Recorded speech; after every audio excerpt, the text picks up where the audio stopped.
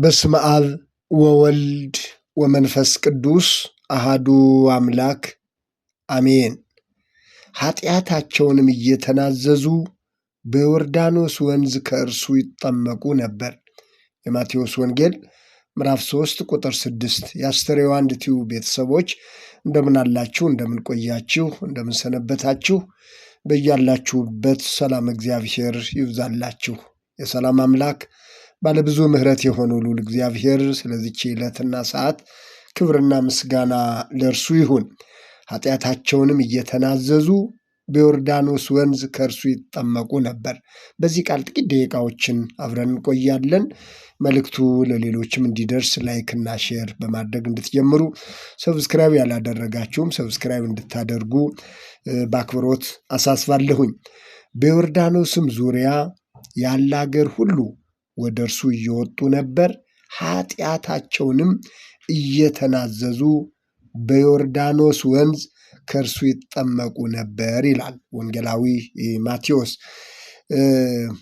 ኑዛዜ ማለት ሰው ሳይሞት የሚናገረው ቃል እንደሆነ ይታወቃል። አንድ ሰው ከመሞቱ በፊት ስለ ንብረቱም ስለ ሌላም ነገር የተናገረው ቃል በሚሞትበት ጊዜ ተፈጻሚ ይሆናል ማለት ነው። ስለዚህ አሁን የምናየው ስለ ኃጢአትና ስለ ኑዛዜ ነው። በመንፈሳዊ ሕይወታችንም ስለ ኃጢአታችን በሰውና በእግዚአብሔር ፊት በድያለሁ ብለን የምንናገረው ቃል ኑዛዜ ይባላል። ኃጢአቱን የሚሰውር አይለማም፣ የሚናዘዝባትና የሚተዋት ግን ምሕረትን ያገኛል ይላል የእግዚአብሔር ቃል። መጽሐፈ ምሳሌ ምዕራፍ 28 ቁጥር 13 ላይ ኃጢአቱን የሚሰውር አይለማም፣ የሚናዘዝባትና የሚተዋት ግን ምሕረትን ያገኛል ይላል። አንድ ሰው ምሕረት ለማግኘት መናዘዝና ኃጢአቱን ያለፈበትን የኃጢአት ጉዞ መተውና ማቆም ይገባዋል። ዳዊት ለዚህ ጥሩ ምሳሌ ነው። መዝሙረ ዳዊት መዝሙር 50ን ስናነብ የምናገኘው እኔ መተላለፌን አውቃለሁና ኃጢአቴ ሁል ጊዜ በፊቴ ነውና አንተን ብቻ በደልሁ፣ በፊትህም ክፋትን አደረግሁ በማለት ስለሰራው ኃጢአት በአምላኩ በእግዚአብሔር ፊት የተናዘዘበትን ክፍል እናገኛለን። ስለዚህ መናዘዝ፣ ስለ ኃጢአታችን መናዘዝ፣ ስለ በደላችን መናዘዝ፣ ስላለፍንበት በእግዚአብሔርና በሰው ፊት ጥሩ ያልሆነ ሕይወታችን ሁሉ መናዘዝ እንደሚገባ በተለይ ሰሞኑን የመድኃኒታችን ኢየሱስ ክርስቶስን ባለ ጥምቀት ምክንያት በማድረግ የመጥምቁ ዮሐንስን አገልግሎት መነሻ በማድረግ በተለያየ አጋጣሚ እየሰማነው ቃል ነው። ኃጢአታቸውን እየተናዘዙ በዮርዳኖስ ወንዝ ከእርሱ ይጠመቁ ነበር ተብሎ በማቴዎስ ወንጌል ምዕራፍ 3 ላይ የተገለጹ ሐሳብ ዛሬም ለእያንዳንዳችን ያለውን ትልቅ መንፈሳዊ መልእክት የምንማርበት ክፍል ነው። ካህኑ ዕዝራም ሕዝቡን ይለው የነበረው ይህንን ነበር። አሁንም ለአባቶቻችሁ አምላክ ለእግዚአብሔር ተናዘዙ፣ ለአባቶቻችሁ አምላክ ለእግዚአብሔር ተናዘዙ፣ ደስ የሚያሰኘውንም አድርጉ፣ ከምድር አሕዛብም ተለዩ ይላቸው ነበር። መጽሐፈ ዕዝራ ላይ መጽሐፈ ዕዝራ ምዕራፍ 10 ቁጥር 11 ላይ እንደተገለጸው ለአባቶቻችሁ አምላክ ለእግዚአብሔር አባቶቻችሁ አምላክ ለእግዚአብሔር ተናዘዙ፣ ደስ የሚያሰኘውንም አድርጉ፣ ከምድረ አሕዛብም ተለዩ። መናዘዝና መለየት እንግዲህ አንድ ሰው መናዘዝ፣ ስለ ኃጢአቱ መናዘዝ፣ ስለ ኃጢአቱ ንስሐ መግባት ስንል መለየትን የሚያመላክት ነው። ሐዋርያው ዮሐንስም በተመሳሳይ መልኩ አንደኛ ዮሐንስ ምዕራፍ 1 ቁጥር 9 ላይ እንደተናገረው በኃጢአታችን ብንናዘዝ ኃጢአታችንንም ይቅር ሊለን ከአመፃም ሁሉ ሊያነጻን የታመነና ጻድቅ ነው ይላል። በኃጢአታችን ብንናዘዝ ኃጢአታችንን ይቅር ሊለን ከአመፃም ሁሉ ሊያነጻን የታመነና ጻድቅ ነው። በታመነው በአምላካችን በእግዚአብሔር ፊት የኃጢአታችን ስርየት በሆነው በክርስቶስ ፊት ኃጢአታችንን መናዘዝና ምሕረትን መቀበል እንደሚገባ የእግዚአብሔር ቃል በዚህ ሁኔታ ይገልጽልናል። እንግዲህ ስለ ኑዛዜ እንዲያው ባጭሩም ቢሆን እንደዚህ ካየነው እግዚአብሔርን በድያለሁ ብሎ ንስሐ መግባት፣ በአምላካችን በእግዚአብሔር ፊት መናዘዝ፣ መተው እንደሚገባ ካየን ከተረዳን፣ በተለይ ሰሞኑን ባለጥምቀትን ምክንያት በማድረግ ሲሰበክም እንደሰነበተው ሰዎች ሁሉ በትምህርቴ ርዕስ ላይ እንደጠቀስኩላችሁ ሰዎች ሁሉ ኃጢአታቸውን እየተናዘዙ በዮርዳኖስ ወንዝ በዮሐንስ ይጠመቁ እንደነበር ከሰማን፣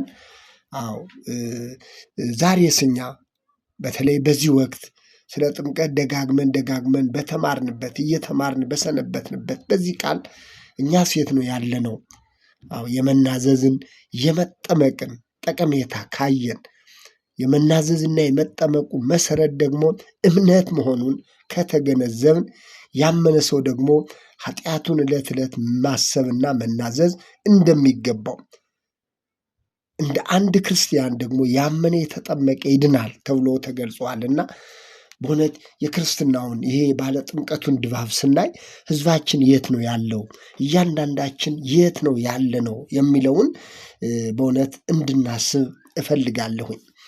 እንግዲህ ጥምቀቱን ምክንያት በማድረግ የሰሞኑ በዓል አብዛኛው ሰው ከበዓሉ ድባብ አንጻር ያው እንደሚማረክ እናውቃለን። ነገር ግን አብዛኛው ሰው በስካር፣ በዘፈን፣ በጭፈራ በተለያየ አመፅ ውስጥ ተዘፍቆ ነው እንግዲህ ባለጥምቀትን ሲያከብር የሰነበተው።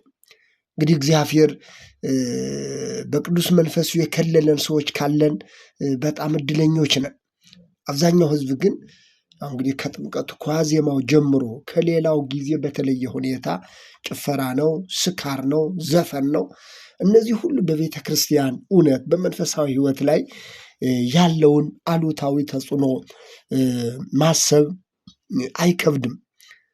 እንግዲህ ጥምቀት ማለት ከክርስቶስ ጋር ህብረት ማድረግ ኃጢአትን መቶ ማለት እንደሆነ ሐዋርያው ጳውሎስ በሮሜ መልእክቱ ምዕራፍ 6 ላይ በተለይ ቁጥር 2 እና 3 ላይ የተገለጸውን ማየት እንችላለን። እንደዚህ ይላል፣ ለኃጢአት የሞትን እኛ ወደፊት እንዴት አድርገን በእርሱ እንኖራለን? ወይስ ከክርስቶስ ኢየሱስ ጋር አንድ እንሆን ዘንድ የተጠመቅን ሁላችን ከሞቱ ጋር አንድ እንሆን ዘንድ እንደተጠመቅን አታውቁምን? ይላል። የተጠመቅንበት እኮ ለዚህ ነው። ይህንን አታውቁምን? ከክርስቶስ ጋር ህብረት እንዲኖረን የተጠመቅን እኛ ለኃጢአት የሞትን ከክርስቶስ ጋር የተባበርነው ከእርሱ ዘንድ የሆነውን መንፈሳዊ በረከት ለማግኘት የተጠመቅን በአብ በወልድ በመንፈስ ቅዱስ ስም የተጠመቅን እኛ ለኃጢአት የሞትን መጠመቅ ማለት ለኃጢአት መሞት ማለት ስለሆነ ለኃጢአት የሞትን እኛ ወደፊት እንዴት አድርገን በእርሱ እንኖራለን? እንዴት አድርገን ነው ከዚህ በኋላ በኃጢአት የምንኖረው? እኛ እኮ የተጠመቅነው ለኃጢአት ለመሞት ነው። መጠመቅ ማለት እኮ ለኃጢአት መሞት ነው ይላል ሐዋርያው ቅዱስ ጳውሎስ። ታዲያ እንዴት ብለን ነው እንደገና ከኃጢአት ጋር ጸንተን መኖር የምንችለው? ወይስ ከክርስቶስ ኢየሱስ ጋር አንድ እንሆን ዘንድ የተጠመቅን ሁላችን ከሞቱ ጋር አንድ እንሆን ዘንድ እንደተጠመቅን አታውቁምን? ይላል። ስለዚህ መጠመቅ ማለት ከኃጢአት ተናዞ ከክርስቶስ ጋር ህብረት መፍጠር፣ ኃጢአትን መተው፣ አመፅን መተው፣ ለእግዚአብሔር መለየት ማለት እንደሆነ፣ ክርስትና ማለት ለኃጢአት ሞቶ በህይወት መኖር እንደሆነ ሐዋርያው ቅዱስ ጳውሎስ በሮሜ መልእክቱ ላይ የገለጸውን እናገኛለን። ሐዋርያው ዮሐንስም ህብረታችን ከአባት ጋር ከልጁም ከኢየሱስ ክርስቶስ ጋር ነው ይላል። አንደኛ ዮሐንስ ምዕራፍ 1 ቁጥር 3 ላይ ህብረታችን አለ ከአባት ከእግዚአብሔር አብ ጋር ከልጁም ከኢየሱስ ክርስቶስ ጋር ነው። ስለዚህ ይሄ በተለይ ጥምቀት የሚለውን ባሰብን ቁጥር ወገኖቼ የእምነትና የመጠመቅ ትልቁ መሰረት ከኃጢአት ተናዘን ለእግዚአብሔር መለየት መሆኑን ባለጥምቀቱን ስናስብ ማሰብ ያለብን ይህ እንደሆነ በእውነት ሁላችንም ልናስተውል ያስፈልጋል። እውነት ነው። እንደ ሀገር ያው ተደጋግሞ ሲነገር እንደምንሰማው ለሀገሪቱ ቱሪዝም፣ ባህላዊ ጨዋታው፣ ሌላው በዓለም ዘንድ ራሱን የቻለ ትልቅ ዋጋ እንዳለው ጎልቶ የሚታይ ነገር እንደሆነ የሚታወቅ ጉዳይ ነው።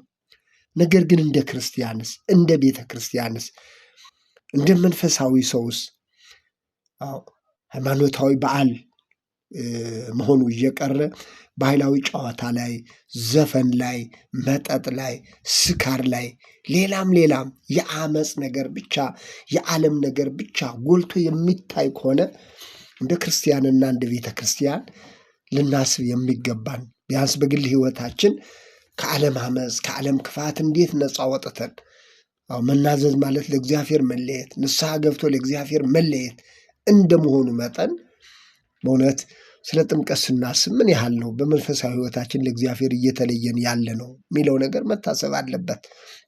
እንግዲህ ጭፈራው፣ ዘፈኑ፣ ያው እንግዲህ ስካሩ አንድ ወቅት እንደዛ ተደርጎ ያልፋል።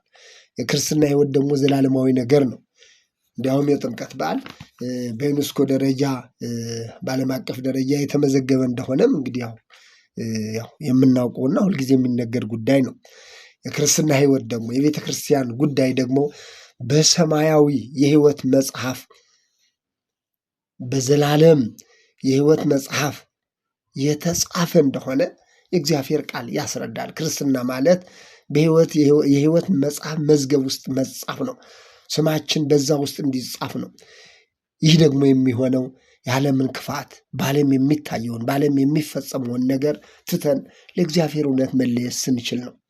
መጥምቁ ዮሐንስ እናንተ የማታውቁት በመካከላችሁ አለ እያለ ስለ ክርስቶስ ሲናገር እንደነበረው፣ ሲሰብክ እንደነበረው ከኔ በኋላ የሚመጣው እርሱ የዓለምን ኃጢአት የሚያስወግድ የእግዚአብሔር በግ በመካከላችሁ አለ፣ ቅድመ ዓለም የነበረ አሁንም በመካከላችሁ ያለ እርሱ የዓለምን ኃጢአት የሚያስወግድ የእግዚአብሔር በግ እያለ ይሰብክ እንደነበረው ዛሬም ግን በመካከላችን ሆኖ ዛሬም ብዙ ሰው ይህንን እውነት ባለማወቅ የኃጢአት ስርየት የሆነውን የእግዚአብሔር በግ የሆነውን ክርስቶስን ሳያውቅ በእውነት ተናዞ ዕለት ዕለት ሞት በፊታችን ተጋርጦ እንዳለ የምናይባቸው በየጊዜው ሰዎች ከዚህ ዓለም በሞት ሲለዩ እየተደናገጥን ሁልጊዜ በሐዘን ውስጥ መሆናችን እየታወቀ ነገር ግን ተናዘን የኃጢአታችንን ስርየት የምናገኝበትን እድል በከንቱ የምናሳልፍ ጥቂት ሰዎች አይደለንም። ስለዚህ ኃጢአታቸውንም እየተናዘዙ በዮርዳኖስ ወንዝ ከእርሱ ይጠመቁ ነበር አለ። ስለዚህ ወገኖች ጥምቀት ማለት ኃጢአትን መናዘዝና የኃጢአትን ስርየት መቀበል ነውና ስለነበረን ጊዜ እግዚአብሔር ስም የተመሰገነ ይሁን።